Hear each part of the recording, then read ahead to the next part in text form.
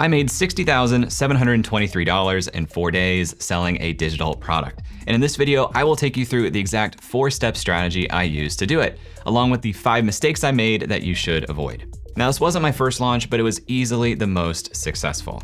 I've been doing the creator product thing for 7 years at this point, and I've earned more than $1.5 million since 2022. But if I'm being honest with you, I've never been good at launches. Until one conversation changed everything, and I learned that a successful launch actually happens before you start selling. Let's start with some context. I'm gonna assume you already have some distribution channel or will have one before selling a product. It may be your YouTube channel, an email list, or some other social platform. My email list, which had 58,000 subscribers, was the main channel I used in this strategy. Your distribution channel may be smaller than that right now, which is totally okay. I launched my first product with just a few hundred subscribers. Just keep that in mind when setting your launch expectations, which is something I didn't do. And it really sucked, but we'll get to that later. This video isn't about email marketing. Everything I say will apply to whatever channel you have, although I would highly recommend you do use email or start trying to build an email list. Email is one of the only platforms where you can reliably reach your audience. It isn't an algorithmic feed, so if you have 10,000 subscribers, you know 10,000 people will see that content. So if you want me to make a video about growing an email list, let me know in the comments. All right, I want you to think about your most recent purchase. How did that purchase happen? First, you knew that the product existed. Second, you had to be taught what it would do for you. Then you considered whether or not you wanted it. Finally, you ultimately decided to purchase it. This is your 4-step sales funnel. AECT. Awareness that the product exists. Education, what the product will do for you. Consideration of whether or not you want that outcome. And then transaction, the literal purchase of the product. This is a sales funnel. You need to think about the buying process in stages like this because you need to communicate with people differently depending on which stage of the funnel they're in. This is so ridiculously, incredibly important that I'm gonna say it again. People in different stages of the sales funnel need to hear different information to move forward. So you have to adjust your communication accordingly. If someone is aware of the product already, you can focus on educating them on the benefits. If they understand the benefits, you can focus on helping them consider purchasing. In the past, I was trying to move everyone through all of these stages at once. The moment I made you aware of the product, I was also trying to convince you to buy the product. I thought that was great until I had a conversation with my friend, Kieran Drew. Kieran came into my membership community, The Lab, to talk about how he launched his high-impact writing course, which brought in about $500,000 between 3 launches. And this conversation was incredible. He shared his approach to showing social proof, offering time-limited bonuses, and setting up feedback loops, all things we'll cover today. But the biggest key was building anticipation. And this literally changed my entire approach. Before we get into that, let me show you how you can come up with viral video ideas using today's sponsor, 1 of 10. We talk so much on this channel about crafting your own ideas, titles, and thumbnails based on outlier videos from other channels. 1 of 10 helps you do that better and faster. Let me show you just how fast. We're gonna head to 1of10.com and go to the filters tab. We'll set the multiplier to a 5x minimum, meaning it will only show us videos that had 5 times the views relative to the average of that channel's last 5 videos. And we want these videos to have at least 200,000 views and were posted in the last year. Let's pretend we're a fitness channel looking to come up with our next big idea, but remember, we wanna look outside our niche. So I'm gonna search, I don't know, dinner. Check out this one. Cauliflower has never tasted so good. A simple and quick dinner recipe. What if we did lifting has never felt so good? A simple and quick bicep workout. Knowing where to start and getting your creative juices flowing can feel like a really big task, but with 1 of 10, it's really that easy to get your brainstorming process started. You can try 1 of 10 for 1 month absolutely free using the code CREATOR. Thank you to 1 of 10 for sponsoring this video. So this conversation with Kieran made me realize that the key to a good launch is creating anticipation, almost like stretching out a rubber band so that when you let go, launch it, it has this big reaction. I realized I could front load the work of creating awareness, education, and consideration before people even had the option to buy. Doing that builds up a lot of pent-up demand for the product so that by the time you make it available to purchase, people have already been anticipating the opportunity to buy it. You end up creating this big, exciting launch that makes people feel like they were a part of something too. Before we go further, I need to tell you about the product itself. It's called Creator HQ. And I told you it's a Notion template, which is true, but really undersells it. I built Creator HQ to be an all-in-one workplace designed to save you more time, create more content, and really drive more revenue. It's quite literally the operating system that runs the entire Creator Science business. I use it to manage everything in this business, including my goals, projects, tasks, content production, and sponsorship campaigns. This video was scripted inside of Creator HQ. By leveraging Creator HQ, we are publishing more than ever and nearing $1 million in annual revenue because of it. It brings all of your data and processes into one place with custom-built dashboards to reduce friction in managing tasks, creating content, and even collaborating with your team. I knew my audience would love Creator HQ because I personally used it for years before I even thought about selling it. Whenever I'd show parts of the system to members of the lab, they'd ask if they could use it too. So my entire goal during the pre-launch phase was to create awareness and educate my subscribers about what Creator HQ could do for them. If I did this well, people would opt into a wait list, which would signal to me that they had moved into the consideration stage of the funnel, and I could communicate with them more effectively to encourage a purchase. Let me show you exactly how I did that. Starting with the top 2 levels of the funnel, awareness and education. 3 months before the Creator HQ launch date, I sent 2 emails per week. Each of those emails would start with 1 to 3 paragraphs about Creator HQ. What was in those first few paragraphs depended on where they were in the funnel. I use a tool called Kit for email. I've been using this since 2020. It's fantastic and I highly recommend it. There's an affiliate link in the description if you want to check it out. 2 of the most useful Kit features are link triggers and tags. For my email list, I focused heavily on awareness and education. Something like, I'm making this Notion operating system designed to help you save time, create more content, and drive more revenue. And I would end each section by saying, this is going to launch on this date. And if you want to be one of the first to know, click here. And I would link that click here text using a link trigger in Kit. It's called a link trigger because the link triggers an action in Kit. So that link trigger would add the tag Creator HQ waitlist to the subscriber. I now know that anyone with that tag is genuinely interested in this product and are more likely to purchase. Remember that point, it will become important later. In the same emails I sent to the full list, subscribers with the waitlist tag got slightly different content at the top of the email. This is a little technical and nerdy, but it utilizes a coding language called Liquid. This was developed by Shopify, but it's supported in Kit. And basically, you can use Liquid to display different text to each reader based on tags that they have or don't have applied to their subscriber record. So using the waitlist tag, I could give those subscribers progress updates and a deeper education on the product itself. Since they were already aware of the product, which we know because they actively clicked to join the waitlist, I was able to focus on moving them into a deeper stage of the sales funnel. By the way, I know that sending 2 emails per week may sound like a lot or that you're spamming them, but I looked at my data and there was no difference in how many people unsubscribed from my sales emails versus typical emails. Plus, using the same link trigger functionality in Kit, you can actually give people the ability to opt out of your sales emails. So in my experience, there is literally no downside to doing it this way. More emails typically result in more sales. This awareness and education strategy got 2,200 people to opt into the waitlist, moving them into the consideration stage of the funnel. That's about 4% of my total email list, which may not sound like a lot, but that 4% of people led to 40% of overall sales. You'll understand why when we get to the launch. The consideration stage is about giving potential customers more reasons to purchase.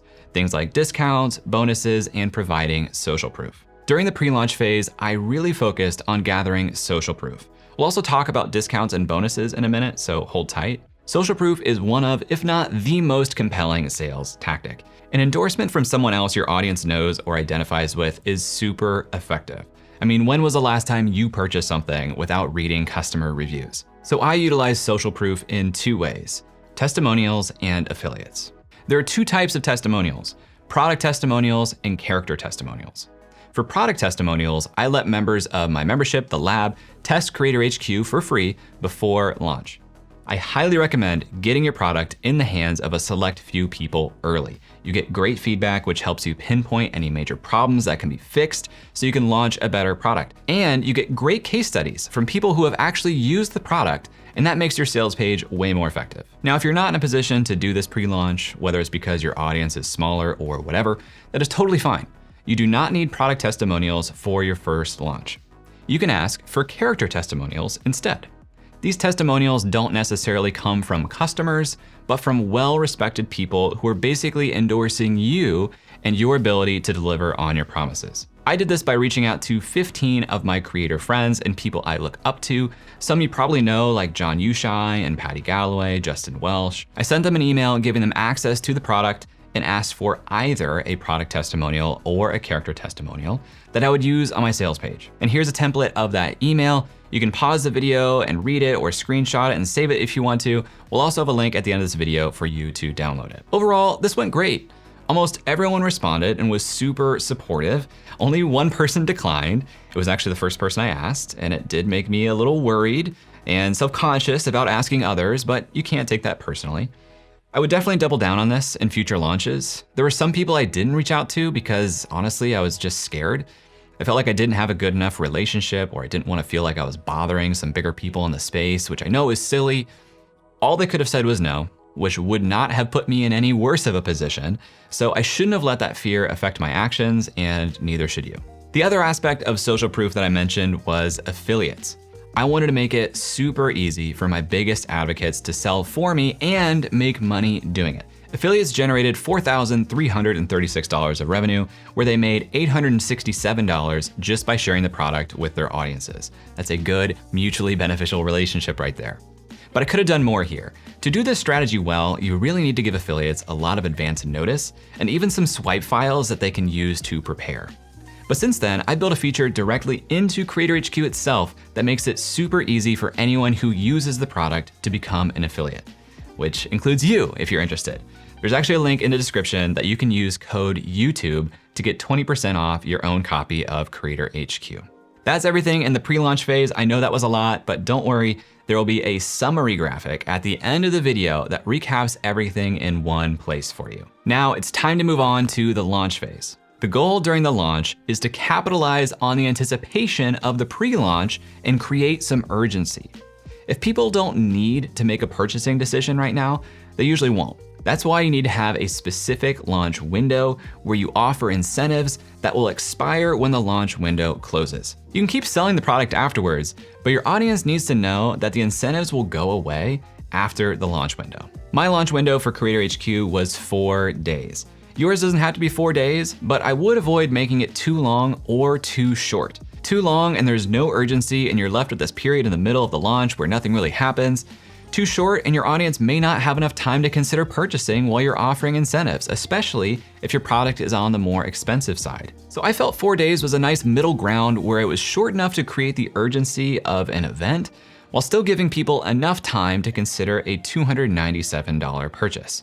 If I did it again, I'd still do 4 days. Here is every bonus I offered. Each person who bought Creator HQ received an invite to a live onboarding session and Q&A, an entry into a free coaching session giveaway, and my newsletter masterclass, which is normally $99. I actually think these bonuses were pretty weak, so we'll go over what I'd change in the mistakes section of this video. Outside of the bonuses, podcast listeners and people on the waitlist were offered a 10% discount.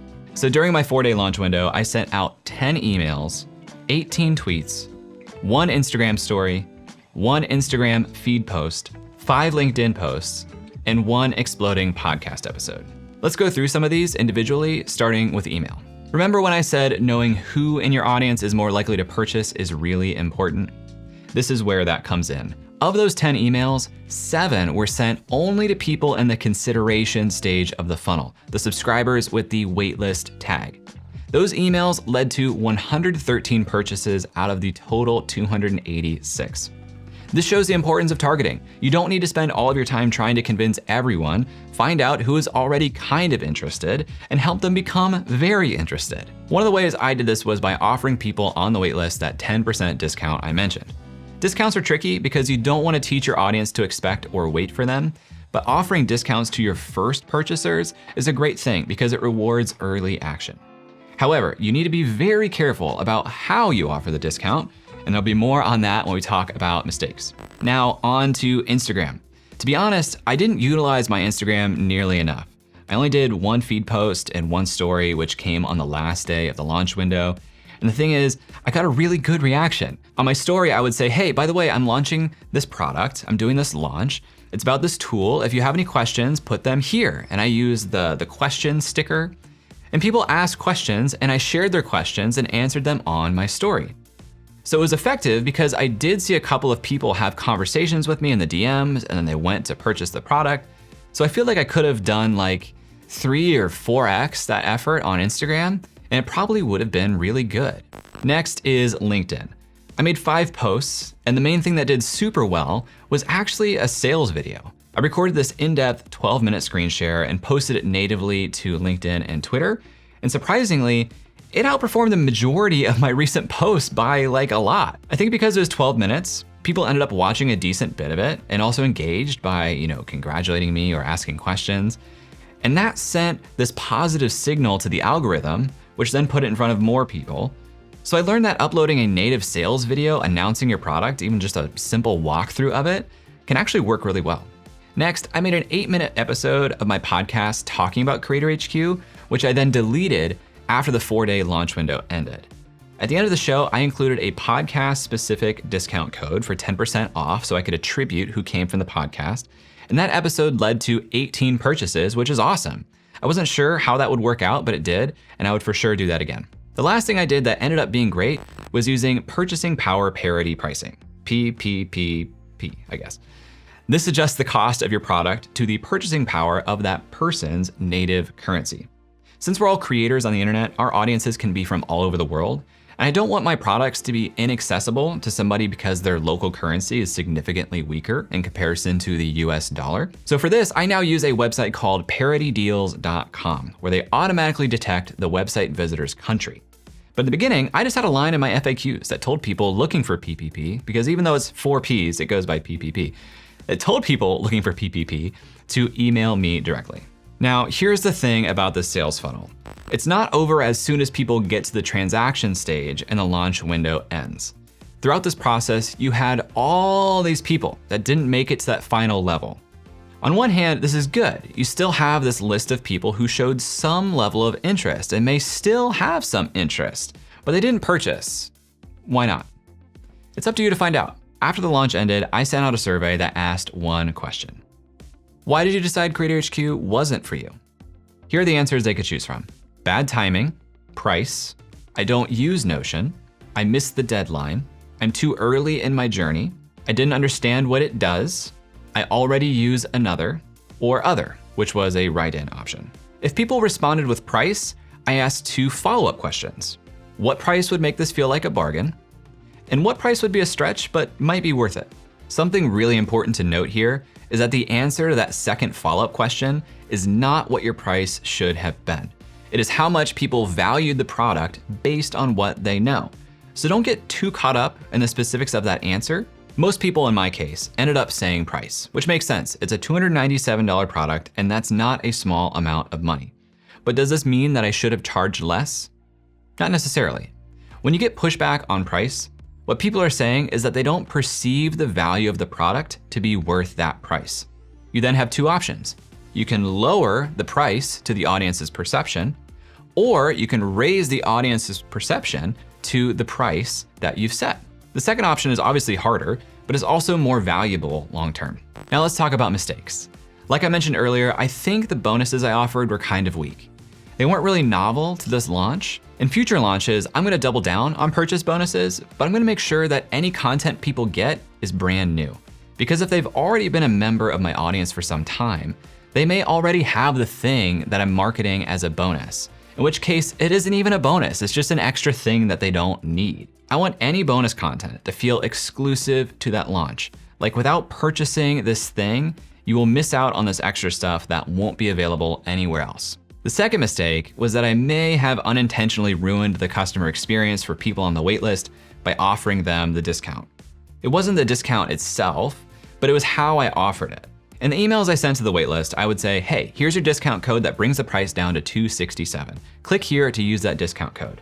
And that link would take them right to the checkout. In my head, this was great because it removed the friction of making the purchase and they didn't have to remember a code. But in doing that, they skipped right past the sales page. They would skip the new video trailer that I made. They would skip all this new content showcasing the product that they'd never seen before. So the people who clicked that discount code link had a significantly different experience than intended. And by giving them that shortcut, I did not provide them with the same opportunity to learn and build desire as someone who wasn't on the waitlist. The lesson here is to always consider the customer journey everyone will have all the way through the transaction.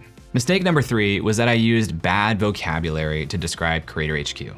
Initially, I described Creator HQ as a Notion template. It's not inaccurate, but it undervalued the product. When people hear template, they think of a lightweight, simple set of pages, but this is a complete system that runs my entire life, both personal and professional. Goals, projects, tasks, sponsorship, content planning, notes, even our shopping list, it all runs through Creator HQ.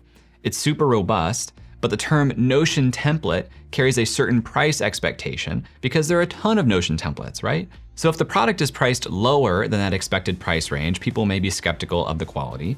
And if it's priced higher than that range, I end up fighting an uphill battle to convince people that this is worth it and more valuable than other Notion templates. So be careful about the vocabulary you use to describe your product and how that will affect the perception of value. And the thing is, I knew my price was gonna be higher than a typical Notion template, so I was setting myself up for an uphill battle using that term. This leads us to big mistake number 4. I didn't talk about the price until the actual launch, which, yeah, in hindsight is really dumb, but I didn't want to talk about the price until people could watch a video showing them what was inside Creator HQ. I was worried that people would hear the price, assume what a Notion template is, and say $297 is too high for that product. So I thought, well, if I can show them the video and show them the sales page so they could see what this thing could do, $297 will feel like a bargain. And I just didn't have that sales page done until like a day or 2 before the launch, so I didn't end up mentioning the price until I sent the email announcing the product was live. I actually had someone email me and say, hey, psychologically, if you don't tell me the price, I'm going to think that it's overpriced. And I think they're right. Here's a breakdown of the launch window sales by day. Just over half the sales came on the last day, and I believe a big reason for this was that people had to spend those 3 or 4 days considering the price. As you can probably tell from all of what we've talked about in this video, launching a product takes a ton of time and is very stressful, and I was not prepared for that stress, and it was probably the biggest mistake that I made. Throughout the entire Creator HQ launch, I had poor emotional management. Like, I was a nightmare. The Clouse hold was not a very fun place to be during this time, and that was my fault. I didn't set proper goals or expectations for this launch. I had like this moonshot goal that it would be really cool and marketable if I hit 6 figures on this launch, knowing that it probably wouldn't happen. But then I didn't give myself any other goal outside of that. So as the launch happened, the first couple of days felt slow. Thursday was $16,000, which is really good money. But launches typically look like a U-shape, and the biggest days of revenue are the first and the last. So if I had this moonshot goal of $100,000, that $16,000 on day 1 didn't feel like I was on the right track. And I had no other number in my head to track what I would be happy with, so I just didn't know how to feel. Anything other than that moonshot result, that again, I knew I probably wouldn't hit, felt like a disappointment. And that's not healthy, so you need to set proper expectations for yourself, and that includes looking at your audience size. I know the packaging of this video is the hype around making $60,000, but you need to take that in the context of the platform that I had. I had about 58,000 email subscribers, 45,000 Twitter followers, 40,000 followers on LinkedIn, 7,000 on Instagram, and about 5,000 people listened to each episode of my audio podcast. And this was by far my most successful launch personally. So scale expectations to where you are in your journey. There's no certain dollar amount that determines success or failure. The important thing is that you actually take the step to get that brilliant idea of yours into reality. Here are some graphics outlining everything we talked about here today. You can actually download those at the link in the top of the description. And if you got to the end of this video and realized that you might not be ready to launch a product, that's totally okay. There are plenty of different ways you can build a stronger creator business, which you can learn about in this video, where I talk about how I made $300,000 in 2022 when I only had 3,000 subscribers.